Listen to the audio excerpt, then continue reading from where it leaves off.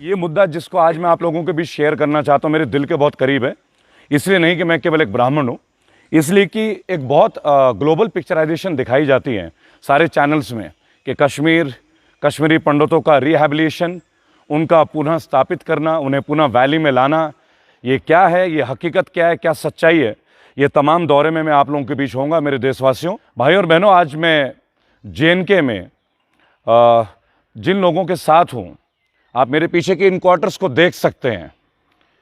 ये वो क्वार्टर्स हैं जहाँ JK जम्मू कश्मीर के जो ब्राह्मण हैं, जो पंडित हैं, जो पलायन कर गए थे, उनको पुनः रिहैबिलिटेशन के लिए एक प्रोपेगेंडा बना था, एक सिस्टम बना था। वो कहाँ तक सक्सेसफुल है, ये किसने बनाया, नहीं बनाया, इस चीज़ की विस्तृत जानकारी आज मैं नहीं बताऊंगा, वो लोग बताएंगे जो एक लंबे संघर्ष के बाद जीवन को आज भी संघर्षशील तरीके से जूझ रहे हैं। ये शेखपुरा पंडित कॉलोनी है। शेखपुरा पंडित कॉलोनी जी, बड़गाम डिस्ट्रिक्ट कौन सा पड़ता है? ये बड़गाम पड़ता है। तो आप मुझे बताएंगे ये जो कैंप है, जैसे कि हम लोग देख सकते हैं, इसका पर्पज, आप यहाँ क्या करते हैं और किस तरीके से आप लोग यहाँ आए, जरा आप कैमरे में देख के बताएंगे।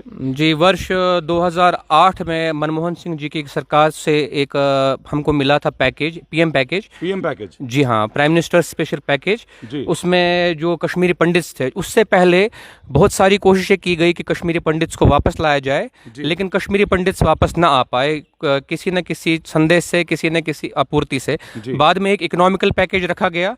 इस इकोनॉमिकल पैकेज के द्वारा इन्होंने कश्मीरी पंडितों को यहाँ पर वापस लाने की कोशिश की, जिसमें लगभग 3000 कुछ पद रखे गए थे, और 3000 पद में से लगभग 2000 या 2200 पद ऐसे हुए हैं जिन पे लोग आए हैं काम करने। ये कॉलोनीज उसी के लिए है। ये जो क्वार्टर्स हैं, जो मेरे पीछे कैमरामैन दिखा सकते हैं, ये कितने क्वार्टर्स हैं यहाँ पे जो इस वक्त हम लोग हैं? हम यहाँ पर बड़गाम जिले में। जी हाँ, ये बड़गाम जिले में 200 क्वार्टर्स हैं, और इसी तरह से क्वार्टर्स यहाँ पर वेसू में है, कुपवारा है, मटन में है, ये 4-5 जगह पर इतनी क्लस्टर्स। नहीं जी, ये जो पैकेज हमारे लिए बनाया गया था, ये था permanent rehabilitation and economic package. और इस कैंप को जहां आप खड़े हैं, इसको ट्रांजिट कैंप शेखपुरा के नाम से ही जाना जाता है। आपको बताना चाहूंगा, ये लाइन बहुत इंपॉर्टेंट है जो भाई साहब ने अभी कहा है, ये ट्रांजिट कैंप है। ये हर कोई का मतलब आप टेम्पररी कहीं भी शिफ्ट किए जा सकते हैं, ऐसा ही है? बिल्कुल। ये सिर्फ 2 कमरों का फ्लैट है, मतलब सिर्फ 2 कमरे हैं और बाथरूम है, किचन है, थोड़ी सी सामने लॉबी है। ये बिल्कुल उतनी नहीं है जितनी एक परिवार को होनी चाहिए। हम तो अपना गुजारा कर लेते हैं, लेकिन हमारे पास जब भी कोई संबंधी आए, सगा संबंधी आए, रिलेटिव मेहमान आए, गेस्ट आए, तब हमको देखना पड़ता है किस कोने में हम जाए और अपने आप को छिपाए और किस कोने में उनको छिपा सके। सवाल होगा आप लोगों से, क्योंकि मेरे सवाल तीखे होते हैं और मेरा प्रदर्शन भी तीखा ही रहा है शुरू से। हम लोग रेबल हैं, रेबल फाउंडेशन है, तो हम लोग वही बात कहते हैं जो वास्तविकता है। नहीं, हम बहुत सारे लोगों को ये बताया गया कि कश्मीरी पंडितों को बहुत अच्छे तरह से स्थापित किया जा रहा है, इनकी प्रॉपर्टीज इन्हें दी जा रही, नई जगह इनको नया क्षेत्रफल दिया जा रहा है, इनको जिस तरीके से इनके साथ हुआ था पुनः बहुत अच्छे तरीके से इन्हें बसाया जा रहा है। क्या इनमें से कोई एक घटना आप लोगों के परिवारों के साथ हुई है? कैमरा उधर है। मैं आपको एक बात बताना चाहता हूं, जब कश्मीरी पंडित यहां से पलायन कर गए थे, उनकी संख्या 4 लाख से ज्यादा थी। 4 लाख। देखिए, उसमें अगर 2000 कश्मीरी पंडित यहाँ पर, वो भी एक इकोनॉमिक पैकेज के दौरान यहाँ पर आते हैं, जो मजबूर हैं, जिनको गुजारा करना है, तो 2000 या 2500, उससे ज्यादा यहाँ पर पंडित नहीं, 4.5 लाख। वही मैं आपको समझा रहा हूँ कि ये कहाँ से पूरा वापस रिटर्न ऑफ पंडित होगी। जो एक्स्ट्राटा है, दोनों के बीच का जो गैप है बहुत ज्यादा, वो कितना बड़ा, इसका कोई रेशो, कोई मापदंड ही नहीं हो सकता। और फिर डंके की चोट पे रेस्ट ऑफ इंडिया में ये कहा जाता है कि ये जो सरकार है, क्या ये जो कैंप है केंद्र सरकार आज की बीजेपी सरकार ने बनाया या किस सरकार ने बनाया? ये 2007 में बना था। ये पीएम पैकेज के लिए बना ही नहीं था।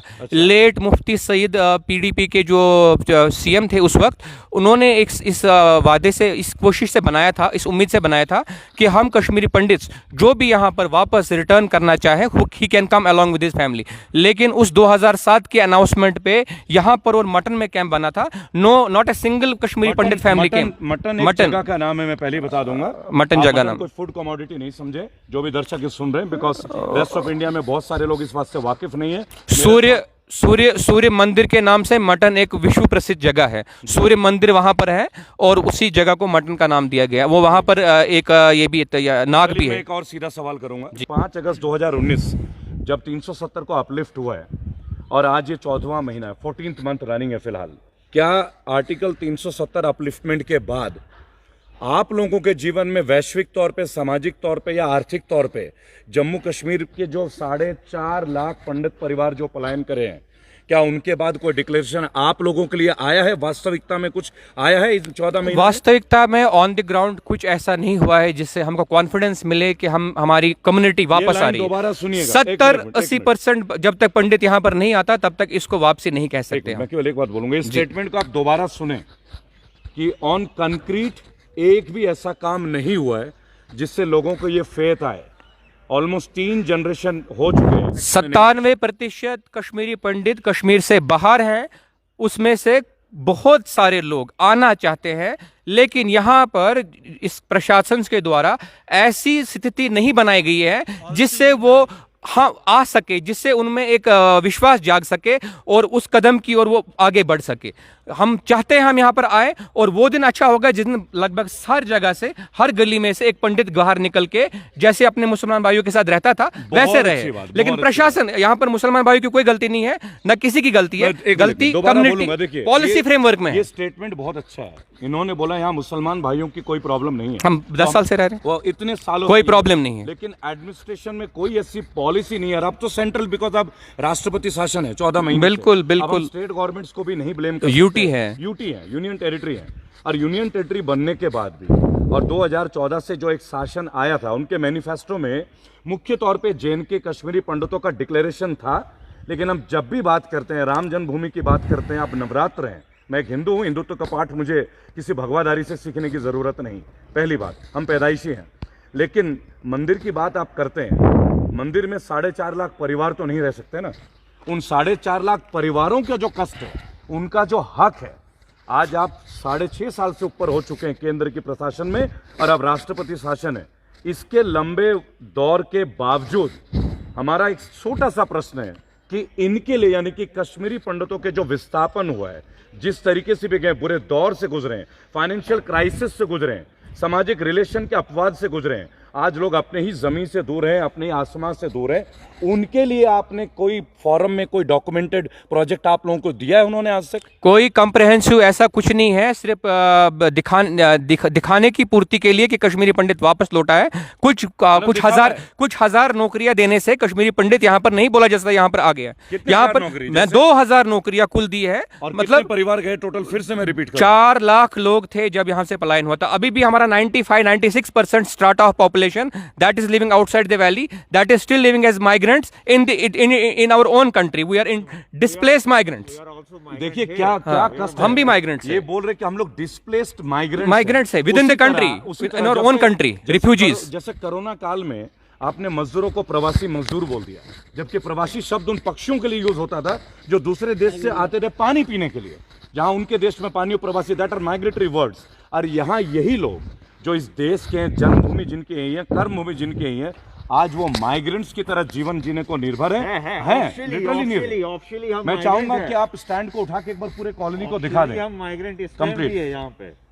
आप ये क्वार्टर्स देखिए, कोई सोच सकता है जो अपने आजाद घर में रहता हो, जिनके बगीचे रहते हो, आज वो 2 बेडरूम के कितने स्क्वायर फीट का फ्लैट है आपका? ये बहुत कम होगा, 10 बाय 12 के 2 कमरे हैं बस।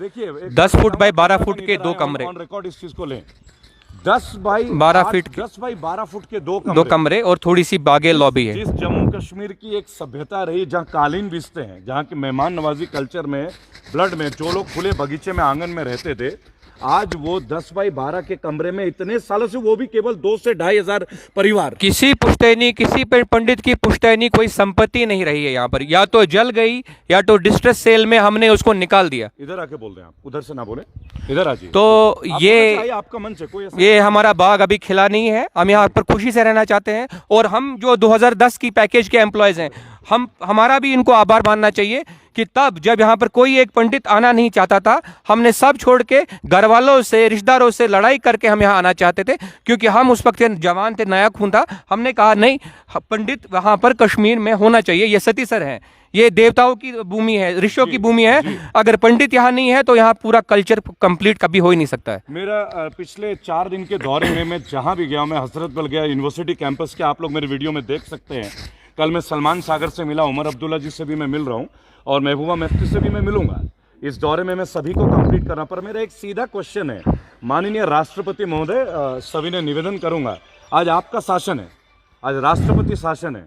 मैं केवल आपसे एक सवाल पूछना चाहूँगा, आपके शासन में माननीय राष्ट्रपति रामनाथ कोविंद जी, आप कितनी बार इस शिविर के दर्शन कर चुके हैं? आपने कभी आया इनके दिल के दर्द को? आपका शासन, मेरी बात अगर आप सुनेंगे, मैं एक सरकारी मुलाजिम हूँ, सरकारी एम्प्लॉय हूँ, तब भी मैं बोलना चाहता हूँ, मेरे को भी यहाँ पर 10 साल हो गए, हम सब इतने भाई खड़े हैं। यहाँ पर एक बार एक सीएम आए हैं, वो मुफ्ती मोहम्मद सईद आए थे।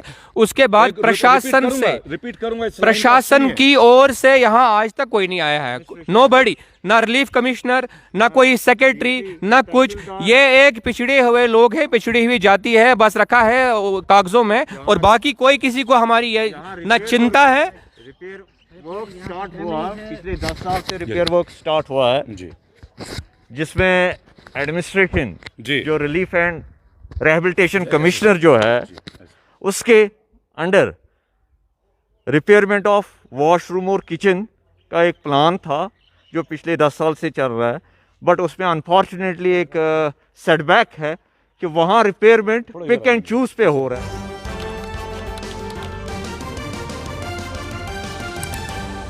आपकी आवाज